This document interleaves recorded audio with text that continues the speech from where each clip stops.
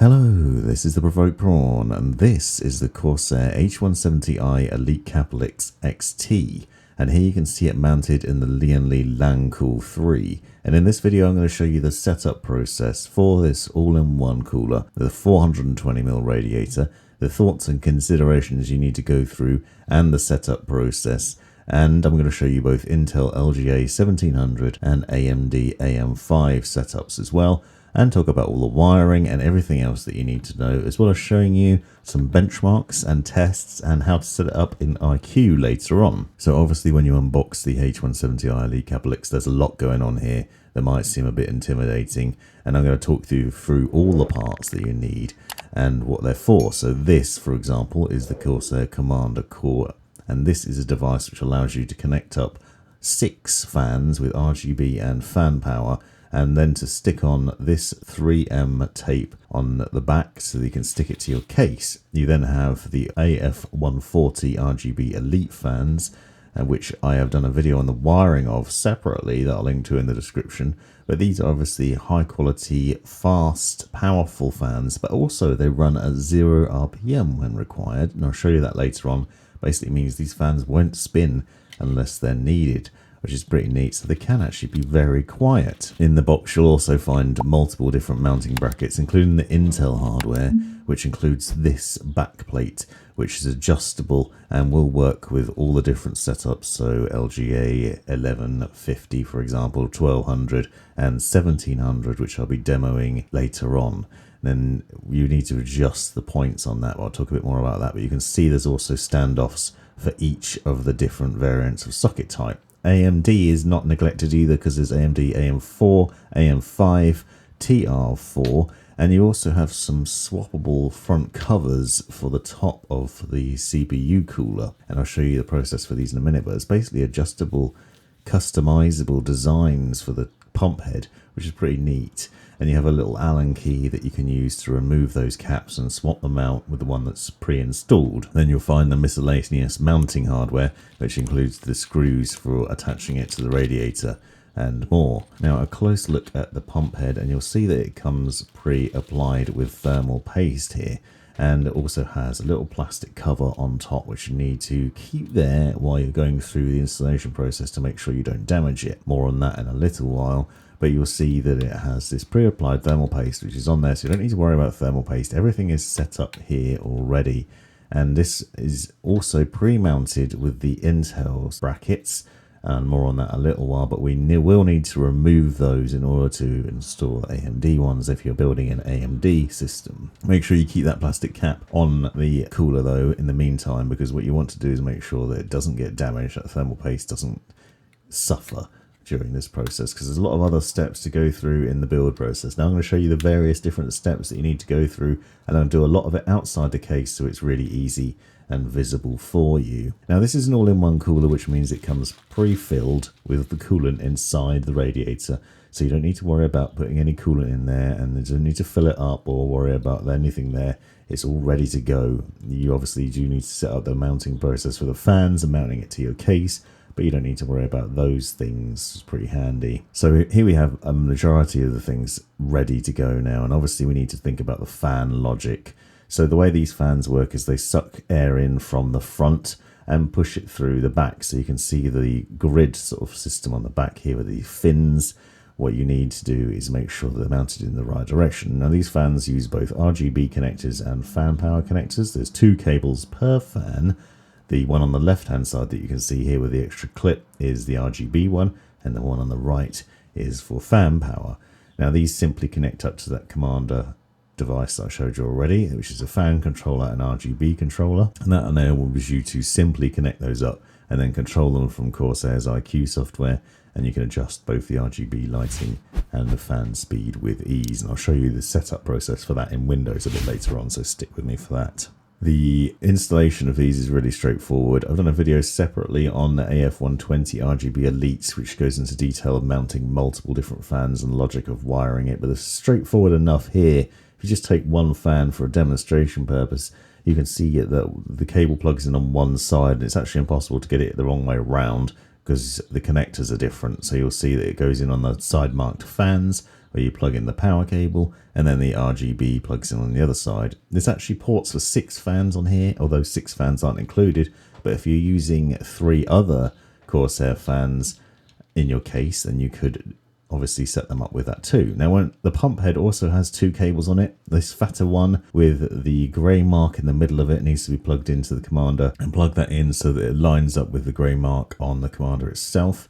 Now, just keep in mind that you do want to do this once it's actually installed in the case. I'm just demoing this so it's easy to see outside of the case, because it's easier for lighting and distraction purposes. So there you see, that's the connector that you'll need, but you'll actually want to run this to the back of the case and plug it in there. The other cable that comes out of the pump head is for the all-in-one connection on your motherboard. So you should usually find there's an all-in-one pump header on the motherboard. You can see it on the right hand side of this motherboard here, and you connect that up, and then that allows your motherboard to control the pump speed and also communicate with the pump. There are some things about it worth bearing in mind, where it might be that you have to disable some of the monitoring in the BIOS settings in order to get it to work properly. Your BIOS might complain that it can't read the fan speed. So the alternative is to plug it into the CPU fan header instead of the all-in-one pump header. But I'll show you what to do later on in the BIOS to sort that out. Now I'm going to show you the setup process for LGA 1700. So this is an Intel socket motherboard, and you can see that there are 4 standoff points around the edge of where the CPU mounts. Actually, there are 8 on this one because it has 2 holes, because it was designed to work with both LGA 1200 and 1700. But let's pretend for a minute that it's just LGA 1700. So you want to take this Intel back plate and adjust it so that the standoffs sit at each corner, so the furthest corner of that, because you can push those in and out.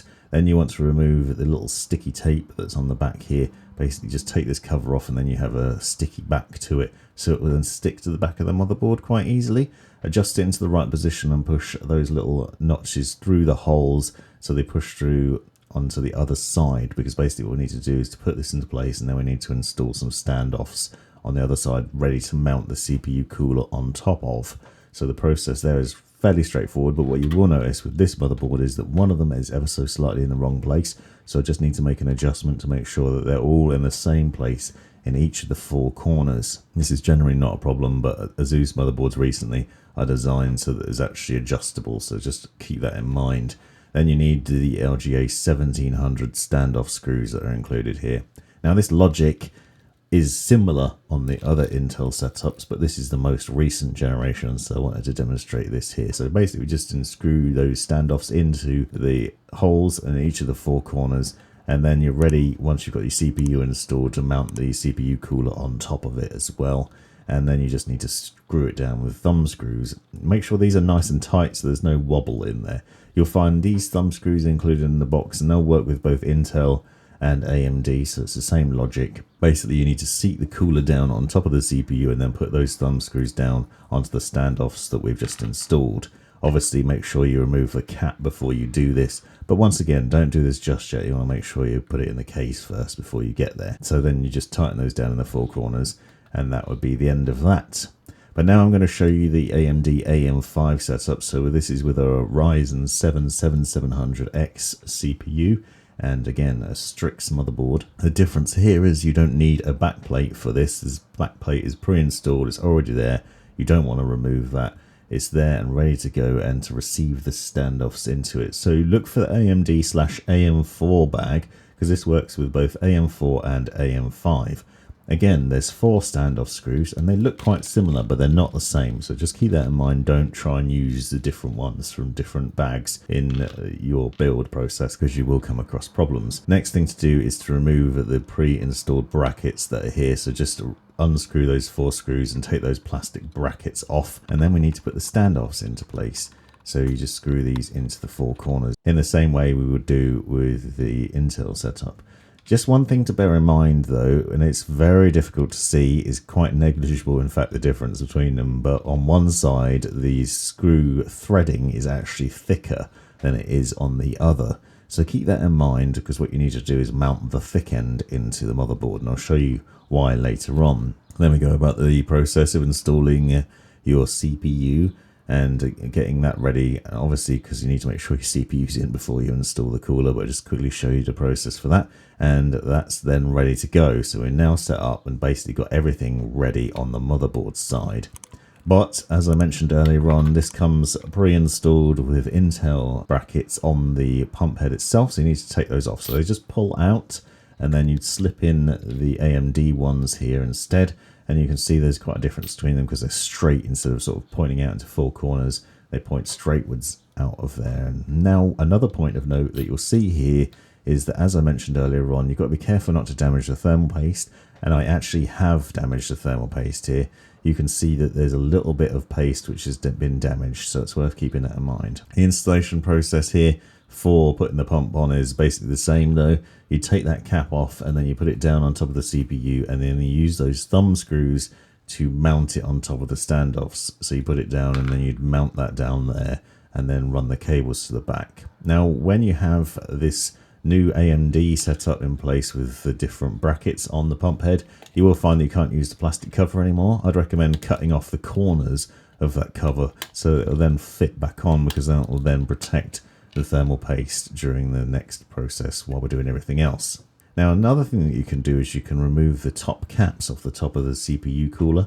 So it comes pre-installed with this one that you can see here. You can use the Allen key to take out the 4 screws that are holding it down into place, and then you can swap it out with those other optional ones. You also have a black and a white one, as well as this standard one, and you can buy aftermarket ones so you can change the look and feel of it. Maybe you've got your own 3D printer, so you can also adjust and set up a new one, create your own for example, or get them custom made, and then you can just slip it on top there. Another point of note is that you can also take this off, and the reason for this is because you can also purchase a separate display. So this is an optional purchase which allows you to mount a display to the top of your pump that will then let you do things like show system information like your current CPU temperature, your liquid temperature and other things, or you can simply put a GIF on it. I've done a video separately that I'll link to in the description on how to set this up and what's included and the steps for it, but it's actually really straightforward. It basically replaces that top cap that you saw with this other one, and then you have a nice display on it. But if you don't want to do that, don't worry, because you can just adjust the position of it. Another thing you can see here is because it's a square, you can adjust where that top cap sits, which could be potentially useful depending on how you're mounting your CPU cooler onto your motherboard, because you might want to adjust the angle and how it looks at the finished final product. So the logic is quite simple, because we need to make sure we're positioning the radiator in the right place and work out where it's going to go in the case. Now in my instance, on the Lancool 3, you have to top mount a 420mm radiator because that's the only place that has enough space to do it. But you might find that you have a case where you can front mount it instead, and that's fine. Just make sure that the CPU cooler is not the highest point in the case, that it has to be below the top of the radiator. So we want to mount it like that, or you could put it on the top and have the tubes towards the front. However, in the Lancool 3, the tubes have to be at the rear and the radiator has to be at the top. So I'm kind of stuck with the way I'm going to mount it. The logic is basically going to be like this. It needs to be in this direction with the tubes at the back, and then adjust the cooler so that the CPU sits nicely in the right place. So we've got to get it set up like that. But planning this logic out before you start the build process is important, because it not only lets you know sort of what the aesthetic's going to be and where it's going to be mounted, but you can also work out the logic of how the fans are going to be set up. So I want to install the fans so the cables are facing towards the back of the case, but also so that they're pulling cold air across the radiator and out. In this instance, as I said, I'm top mounting the radiator, so I want to make sure I set the fans up so that they pull air through from the case and exhaust it out the top. So we put them so that they're face down into the case. So in this case, they'll be face up towards me, towards the camera, but once it's mounted into the case, they will then be face down. They'll suck air through those fins, out through the radiator fins, and then out the top. You'd use these long screws that are included in the miscellaneous bag with all the different hardware, and you need all of them obviously to install in the different ones. You have 4 screws per fan. They screw through the fan holes and then into the radiator and hold those fans in place. You'll also find that there are other screws included for mounting the radiator to your case. One thing of note as well is that it's really straightforward to set this up, but what you want to take care of is what you saw there is that I had one of the fans was in the wrong place. You need to make sure you think about the wiring logic and where that's going, because I need to make sure those cables point towards the back. You will also find there's extra long screws included in here. That means you could purchase some additional AF140s and install them on the other side and have push-pull set up. So you can see that you also have tiny little screws and washers. Those are for mounting the radiator to your case. But however, I won't be using those, but more on that in a minute as to why. So then we need to go through the process of making sure each of these fans is fully installed in here, screwing all those screws down so that it's held nicely and set up there. And then we're going to put this into the case and make sure those fan cables are run through to the back. So everything's nice and neat. So if you think about the logic of where the cables are going to go and the mounting of the radiator fans before you even start building your PC, it makes life a lot easier. So do this as one of the first steps, because then we can set it up. So now I want to show you once again how you'd connect up the logic of the cables, just so it's clear to you. So obviously you'd run these cables through to the back of the case and then connect them up to the commander, and you need to make sure that you're connecting up the right side. But more importantly, it's also worthwhile connecting them up in order. So you'd want to do the fan on the left, for example, to connect that up to RGB 1 and fan 1. The second fan goes to fan 2 and RGB 2, and then the third fan obviously goes to the third ports. The logic for this is then you have easy control over the hardware lighting of the fans, and you can adjust the RGB so that it goes across each of them, but you can adjust that in the software. So more about that later on. Now, important other steps to take here is to work out and check that everything's going to fit nicely before you go about the installation process. Because this is such a large radiator, it can be problematic. Hopefully you've already checked that it will actually fit in your case according to the specs. But I know from looking at the specs on this case that it will fit in the top, although as you can see it's very tight. For example, on the Lancool 3 you need to remove the rear fan, and you also need to think about the height of your RAM, more on that in a second. But also you need to use these 6 included silver screws that come with the case, rather than those little small screws with the washers on that I showed you a minute ago. So important points there, because it's obviously a different setup where that radiator is pushed up right against the top of the case and slid over, and also installed in a way where it's really easy to mount it. But it does still leave you with very little space here. So I'm running the cables through to the back now before I install anything else, just so that it's ready and easier to access later on.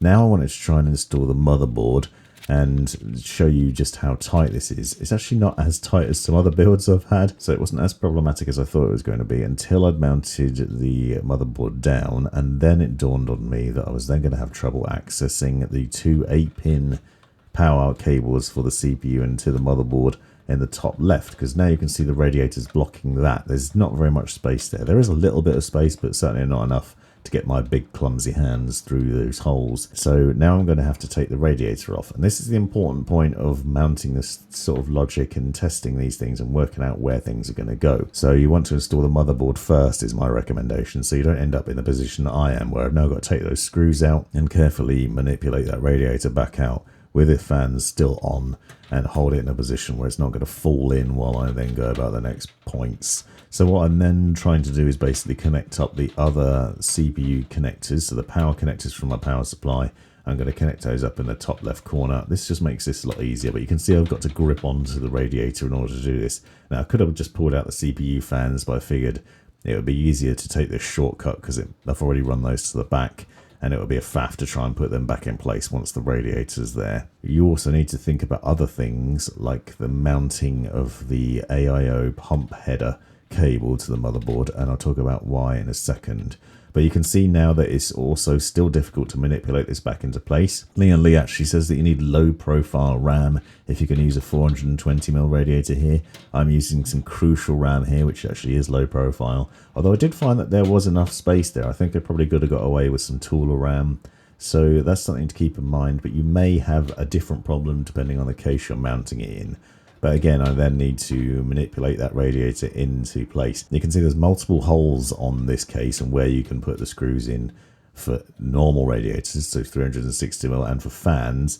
But what I had to do is to basically slide it right to the front, so it's pushed all the way towards me and the bottom of the camera as you'll be seeing it, and then basically to screw those into the tiniest holes right at the front, which looks really abnormal, but that's how it mounts, and it gives you a little bit of room at the top, but not really enough to put your hands in there to play around with cables.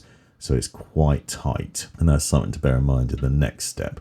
So now obviously you want to go about that process of putting the CPU cooler down on top of the CPU, and then basically use the standoff thumb screws to basically tighten it up and ensure that it's mounted in place. Don't forget to remove the plastic cap before you go about this process, otherwise there won't be a good connection and you won't get good cooling from it.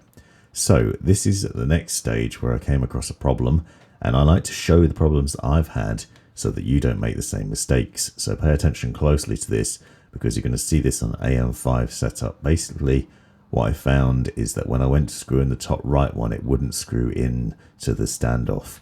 The thumb screw just kept slipping and wouldn't screw in. I couldn't work out why. Maybe I'd made an error. Maybe I'd threaded it to the screw somehow. Or maybe there was a manufacturing problem. Turns out that actually those standoffs, as I said earlier on, are ever so slightly fatter on one side than the other. It's not really that obvious on camera, but if you look at them in person, you'll see there's a slight difference. You need to make sure that the fat end of the standoffs screws into those four corners into the back plate, and then the thinner end is on top, ready to receive the CPU cooler. Don't make the same mistake that I did. Pay close attention to each of those. It's really not very obvious, and it didn't seem to be in the manual any warning about it, and if you just glance and do it without paying attention and you're just rushing, you might come across a problem. And obviously if you can't mount the whole thing properly, then that's going to be an issue. This installation is still a lot easier than AM4 was though historically, so AM5 setup is much easier. So now what we need to do is to install that CPU cooler. Now you will notice obviously the thermal paste is now on there already, which is not necessarily ideal. You don't really want to take the pump off and put it back on again, take it off, put it back on again. You're spreading that thermal paste around, and perhaps it's not going to have the optimum pressure. But basically you need to center this CPU cooler down over the CPU, and then to screw down the thumb screws. We need to tighten those up, but not over tighten them, so be careful not to make them too tight. And I'd recommend doing corner to corner, opposite corners, and then that ensures even spread of the tightness across them as you're doing it. Just tighten those up and set that up. Now you need to run those two cables. Don't forget these because they're very important. That big fat one goes to the commander, and then this little one connects up to the AIO pump header that I showed you earlier. Now I was just about able to do this underneath the radiator, so this is another consideration. You might find that you have problems doing this. If it's a little bit tight, you could consider taking the radiator off again, or maybe even consider, if you think this is going to be a problem, mounting the CPU cooler pump head down first, connect up all the cables, and then install the radiator in the case. It does require a little bit of tricky work with your hands because you have to hold the radiator and the CPU cooler at the same time. It's a bit tricky, but it is plausible to do. I've done it before in other builds. And then we have mostly the finished product. At least everything's mounted as it should be. The cables are plugged in, and then we're going to run the cables to the rear and sort that out. And now we're going into the commander logic. So as I said earlier, this commander comes with two 3M stickers on it, double-sided stickers. So you can stick those down, basically peel off the cover on there, and then stick them into a place on the back where it'll hold it into place. Obviously, you then need to think about where this is going to be mounted, and this is important because you need to think about the length of the cables on each of the things. So the commander itself has obviously a SATA power connection and a USB connection that runs to the motherboard, and I'll show you those in a second.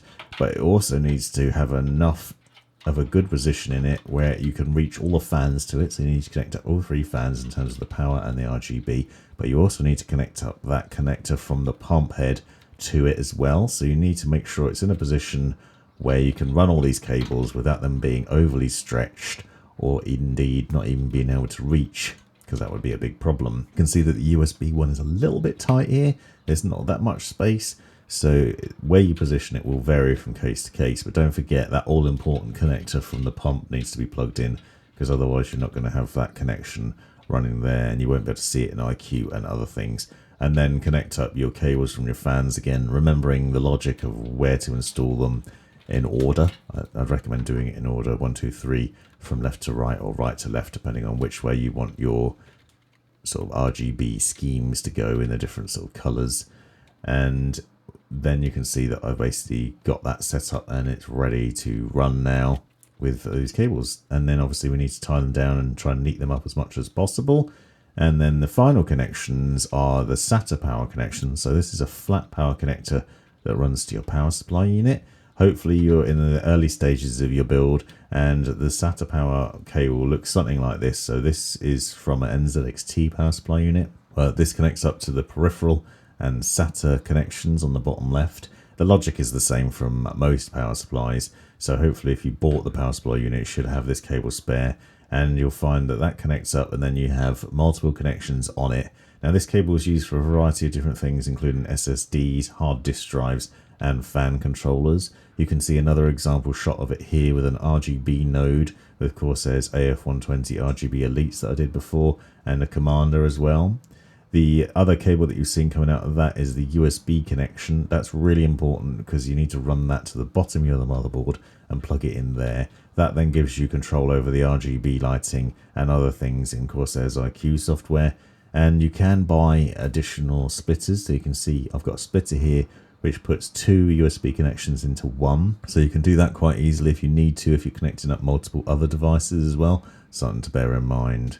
So now we've had it set up and it's ready to go. We can just turn it on and make sure everything's running nicely as it should be. Obviously I've not got my GPU in here, but I just wanted to check the pump was on properly, the fans are spinning as they should be, and everything looks good. And it does. So we can then go into the process of setting it up in Windows and testing other things. Obviously it defaults to rainbow, but the other thing that you can do is that you can go into the software and you can customize the hardware lighting so that when you turn it on, it doesn't default to rainbow. So if you hate rainbow, you can actually set it to another color, or indeed off when it's in hardware mode, which I'll show you in a minute. Obviously this is the basic finished setup though, and I'm pretty happy with how it looks. And then you just need to go into Windows and tweak some things. And you can see here a shot of what I was talking about earlier on. So when you go into the wizard, which I'll show you in a second of the software, you can set it so that it shows you which fan is in which order. So it'll give you a color. So you've got red, yellow, and blue, for example.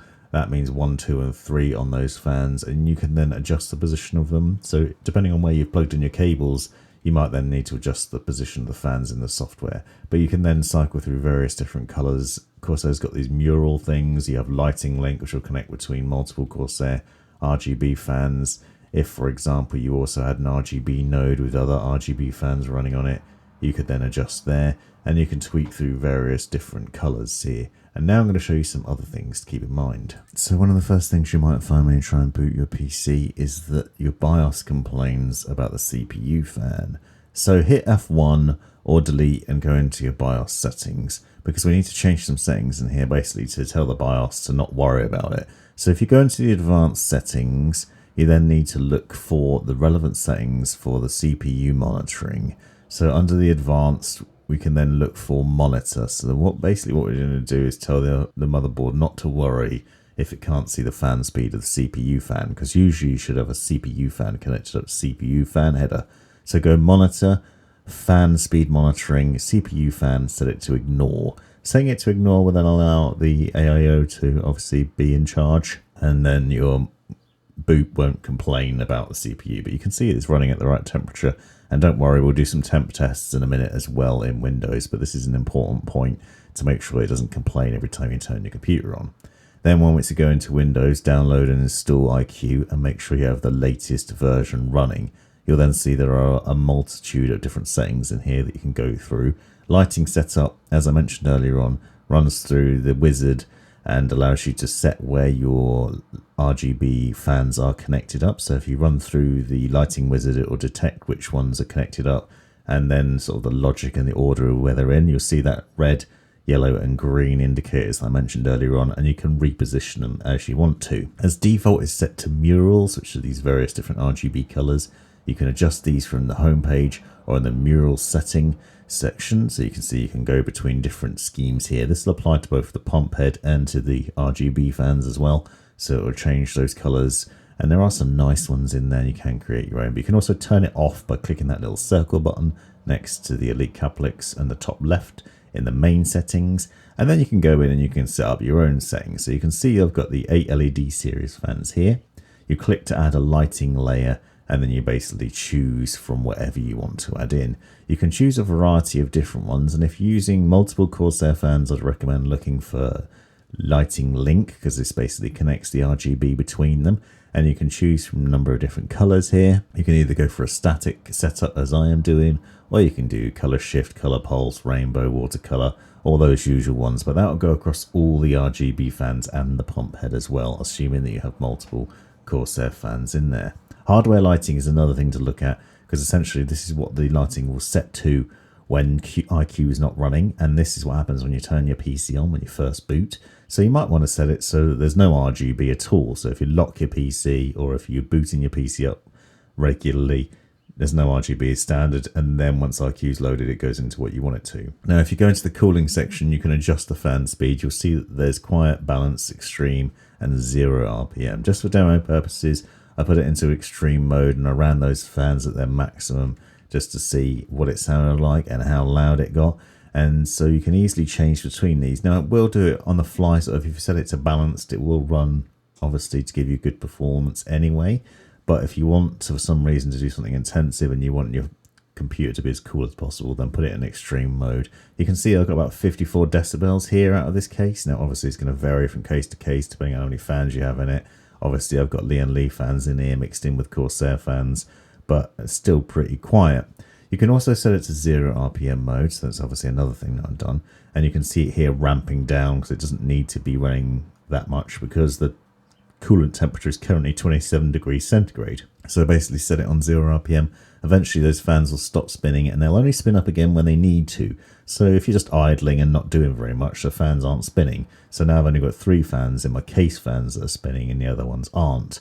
However, I then ran some tests with Cinebench, because I wanted to see what the performance of this thing was like and how loud it got, and obviously they naturally ramped back up again. Now, it is worth noting that it did get to 95 degrees. However, this CPU, if you look out for the reviews online, it actually does go to 95 quite often. That is actually basically the common sort of point that it hits. So though it seems quite hot, it actually isn't. So all in all, that is the setup process for the H170i Elite Capellix. Hope you found it useful. Let me know in the comments if you've got any questions. Check out the description for more. Thanks for watching.